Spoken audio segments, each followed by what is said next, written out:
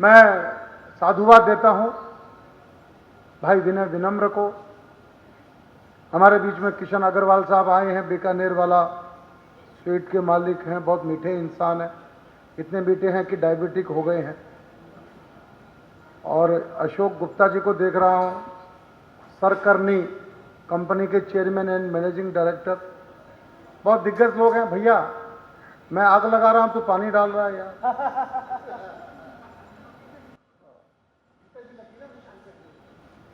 आपको कवि सम्मेलन कैसा लग रहा है ये बता। बोझ लेके तो नहीं बैठे ना, आनंद में हो रहा था। जीवन का एक एम बनाओ आज से, मेरे कहने से। डोनेट स्माइल, स्माइल दान करो, स्माइल दान करो, मुस्कान दान करो। हम जाने अनजाने में सारा दिन आंसू बांटते हैं, आंसू बांटते हैं, आंसू बांटते हैं। आंसू का व्यापार बंद, मुस्कान बांटना शुरू करो। मैं कुछ सूत्र देता हूं, छोटे छोटे लोगों से, ठेली वाले से, वेंडर से बार्गेनिंग करते हैं। आज से तय कर लो, दान पुण्य करूंगा कि नहीं करूंगा, अलग छोड़ो। 10,000 रुपए का जीवन में ईयरली मूर्खता बजट बना लो, मूर्खता बजट। सतीश भाई बार्गेनिंग बंद। क्या बात है? अरे टमाटर वाले को जो भाव दिए दे दो यार, क्या हो गया? रिक्शा वाले से बार्गेनिंग बंद, कितना फर्क पड़ जाएगा? कुली से बार्गेनिंग बंद, 10,000 से ज्यादा का नुकसान नहीं होगा। पर इस 10,000 से कितनी मुस्कान जाएगी, कितनी मुस्कान डोनेट कर देंगे, इसका हिसाब लगाया क्या? एक बार रात को सोने से पहले देखना कि पूरे 24 घंटे में मैंने कितने आंसू बांटे, कितनी मुस्कान बांटी, तो ध्यान में आएगा। पति पत्नी ने सुबह चाय पी थी तो आंसू बांटे थे, काम वाली बाई आई थी तो उसको आंसू दिए थे। याद करना, ड्राइवर आया उसको रुलाया, ऑफिस में गया स्टाफ को रुलाया, एक दोस्त का फोन आया उसको भी मैंने रुलाया। आज से रुलाना बंद कर दो, मत दो दान, क्या फर्क पड़ेगा? आज दान का तरीका बदल दो कि मैं आज सुबह से लेकर शाम तक 100 चेहरों पर मुस्कान लेकर आऊंगा, मेरा यही काम है। क्या बात है? मैं यही काम करता हूं, इसलिए मैं जिस शहर में जाता हूं दीवारों पर लिखा रहता है, राजेश चेतन गुवाहाटी में मुस्कुराओ, राजेश चेतन जयपुर में मुस्कुराओ, राजेश चेतन A1 बैंकेट में मुंह फुलाओ। अरे मुस्कुराओ यार, आनंद में रहो। ये कौन रेखा ही है क्या? कौन है ये? इंदू है ना? इंदू जी का स्वागत करते हैं। इंदू जी आगे आ जाओ। आपका ये सिंहासन खाली है अशोक जी के पास में। नरेन जी का भी स्वागत है। इंदु सेवक नरेन, पति तो एक जमाने में हुआ करते थे, अब तो सेवक ही हैं बेचारे। मैं स्वागत करता हूं। आइए क्रम को आगे बढ़ाते हैं। और ये सारे यहां जितने भी बैठे हैं, मैं बताना चाहता हूं ये सब मुस्कान के डॉक्टर हैं।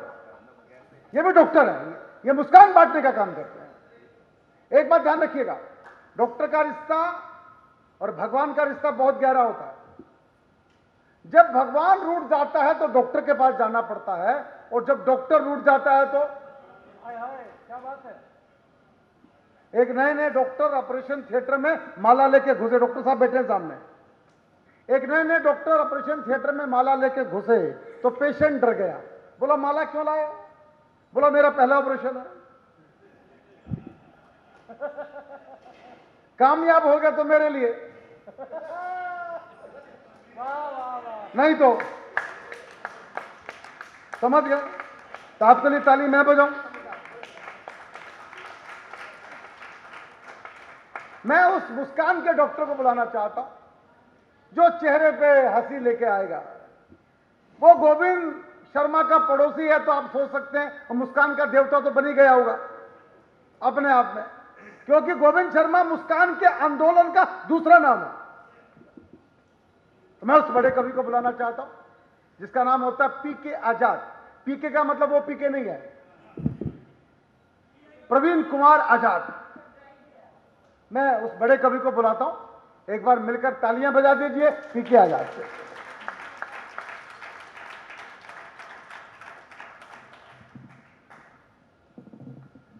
बहुत बहुत आभार परम आदरणीय बड़े भाई राजेश जी, और आप सबको प्रणाम करता हूं। मंच पर परम श्रद्धेय श्री गोविंद जी की पावन उपस्थिति है और मुझे उनका इतने नज़दीक से सानिध्य मिल रहा है, तो कहीं ना कहीं मेरे अंदर भी अध्यात्म की एक लो अलग जग रही है। डॉक्टर्स की बात कर रहे थे, वहीं से शुरू करता हूं जहां भैया ने बिल्कुल छोड़ा है। भैया मुझे कितनी देर बजना है ये और बता दो। 12 मिनट, 12 मिनट। 12 मिनट। एक कॉलोनी में सारे डॉक्टर ही रहते थे सुरेश जी, तो उन्होंने एक नियम बना रखा था। सारे सारे वो थे, वो क्या बोलते हैं ना जो ऑपरेशन करते हैं, सर्जन। तो उन्होंने नियम बना रखा था कि शाम को अपने घर के बाहर मोमबत्ती उतनी जलाएंगे जितनी उनसे डेथ होंगी। तो एक आदमी गया ऑपरेशन के लिए डॉक्टर से बात करने, तो उसने देखा शाम का वक्त था कि सबके घर के बाहर, किसी के यहाँ 2 मोमबत्ती, किसी के यहाँ 3 मोमबत्ती, किसी के यहाँ 1 मोमबत्ती, सबके घर के बाहर जल रही। जिस डॉक्टर के पास गया वहां एक भी नहीं थी, अंधेरा था। तो अंदर गया, बोला डॉक्टर साहब एक बात समझ में नहीं आई, ये मोमबत्ती क्यों जला रखी है? बोले इनसे आज इतने लोग एक्सपायर हो गए डॉक्टर से, तो वो प्रायश्चित करते हैं मोमबत्ती जला के मन के लिए। बोला आपके यहां? बोला हमारे यहां अब जलेगी।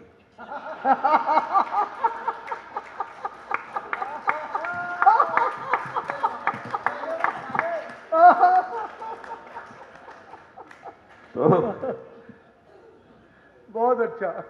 एक ऑपरेशन थिएटर के बाहर किसी ने लिखा कि खोल लेते दिल अगर हंस बोल कर यारों के साथ, खोल लेते दिल अगर हंस बोल कर यारों के साथ, खोलना पड़ता नहीं यूं आज औजारों के साथ। वाह वाह।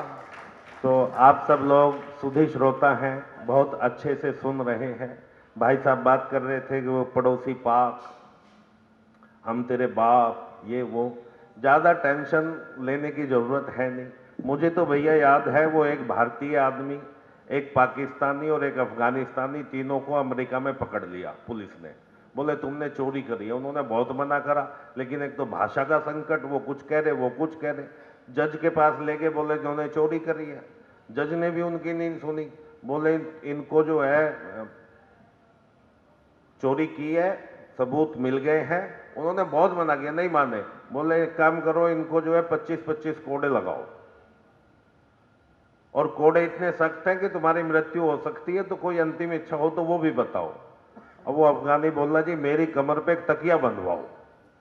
अब तकिया बंधवाया, 15 कोड़े खा पाया था, इतने में अगले के टैं बोल गई। पाकिस्तानी ने दिमाग लगा, यार ये अफगानी है, ड्राई फ्रूट खाता है, 15 में टैं बोल गया। तो उसने कहा मेरी कमर पे 2 तकिए बंधवाओ। तो 18 तक जाते जाते अगला भी निपट लिया। अब भारतीय आदमी की देशभक्ति और दिमाग अगर एक टाइम पे जागृत हो जाए तो कमाल होता है।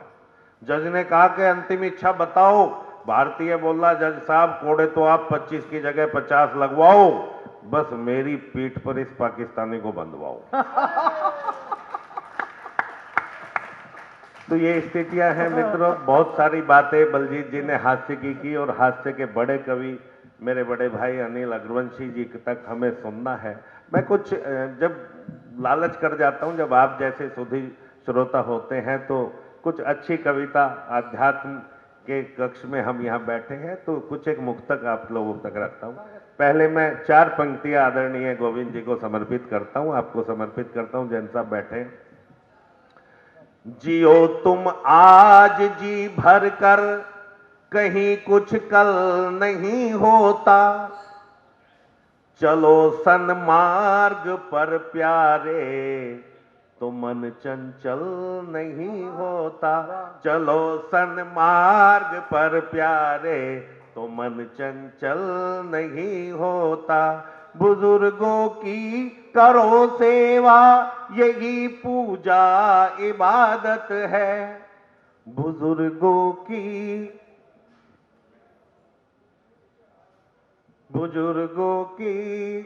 बिना सेवा के तो मंगल नहीं होता, वाह, वाह, वाह। बुजुर्गों की बिना आशीष के मंगल नहीं होता। चौथी पंक्ति भूल गया था। ये अभी ताजी आई है। खैर मित्रों, मैं क्योंकि समय ज्यादा नहीं लेना है और बहुत सारी बातें राजेश भाई ने की, पत्नी की, पति की, तो यहाँ ऐसा कुछ नहीं है। अभी कोरोना में भैया ऐसी स्थिति हुई कि घर से बाहर जाना ही नहीं हुआ। अब लगातार पत्नी के साथ इतना लंबा समय रहने पे क्या स्थिति हुई। विवाहित जिंदगी का ये विवशता अंग होती है, कभी मैं तंग उससे और कभी वो तंग होती है। आदरणीय बैठे हैं, अशोक जी को समर्पित करता हूं ये पंक्तियां। वो तो साथ ही रहते हैं हमेशा। विवाहित जिंदगी का ये विवशता अंग होती है, कभी मैं तंग उससे और कभी वो तंग होती है। अजब से मोड़ पर लेकर ये आई जिंदगी अपनी, चलूं बाहर कोरोना है, रहूं घर जंग होती है। चलूं बाहर कोरोना है, रहूं घर जंग होती। तो एक गजल के कुछ शेर सुनाता हूं कोरोना टाइम पे जो हुए कि मेरे घर में एक गोलू है। आज तो आपका गोलू आपके साथ आया है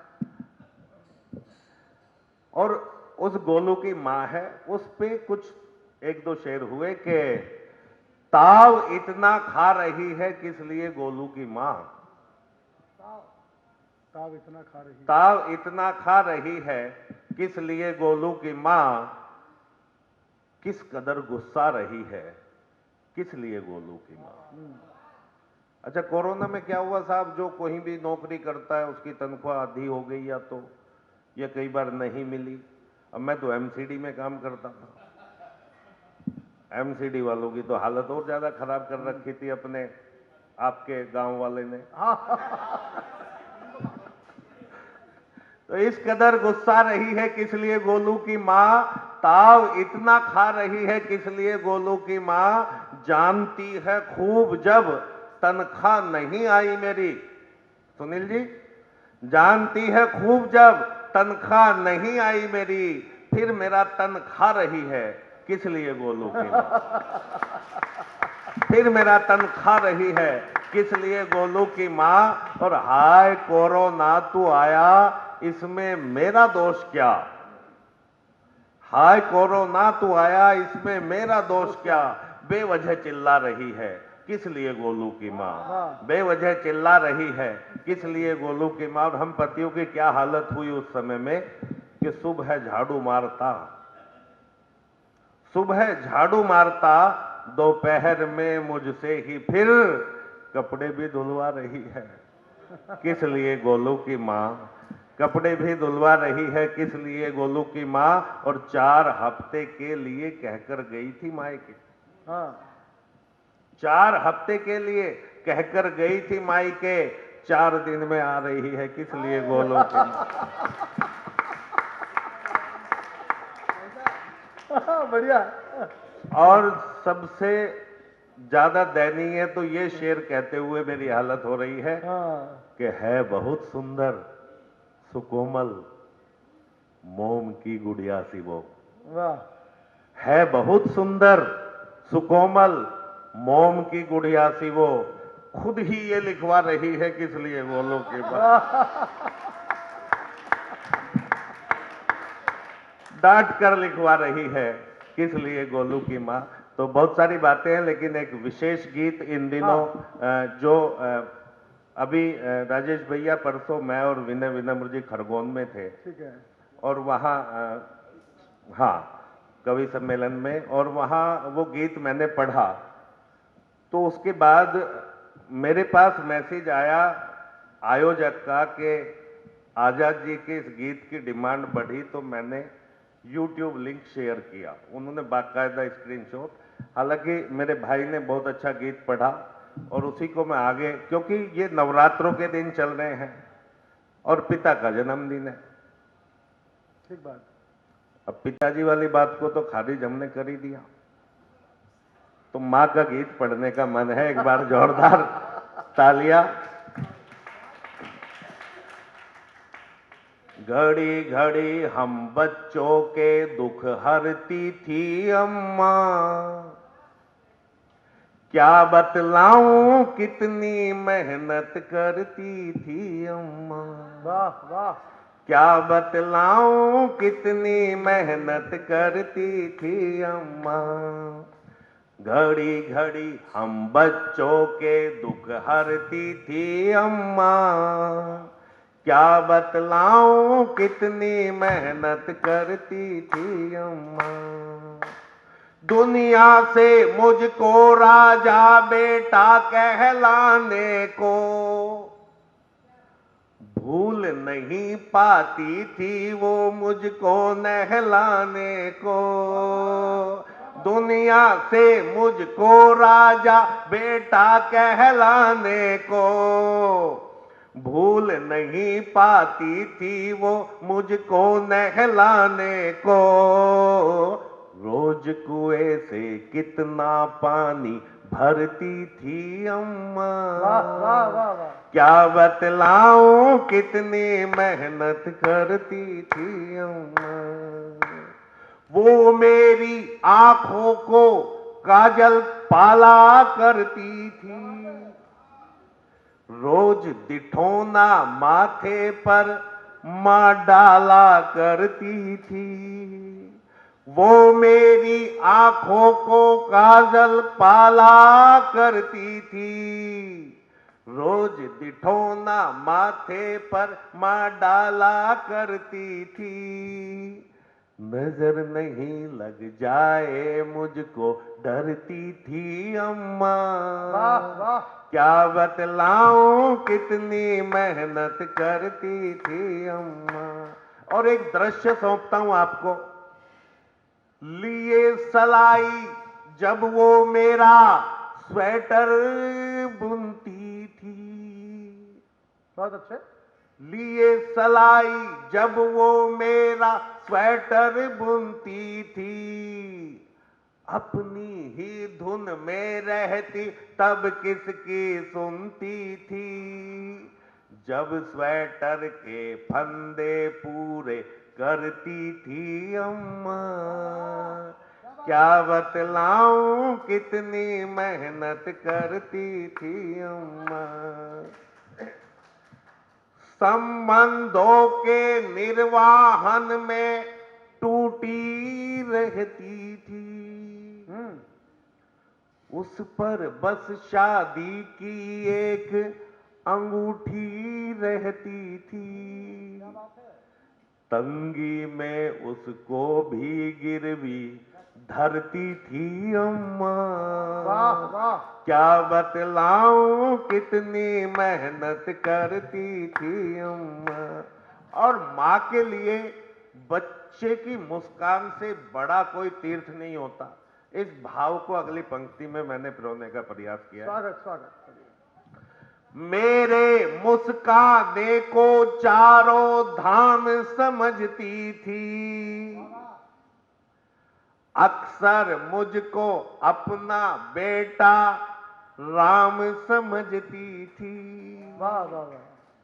पर खुद को शल्या होने से डरती थी अम्मा, क्या बतलाऊं कितनी मेहनत करती थी अम्मा।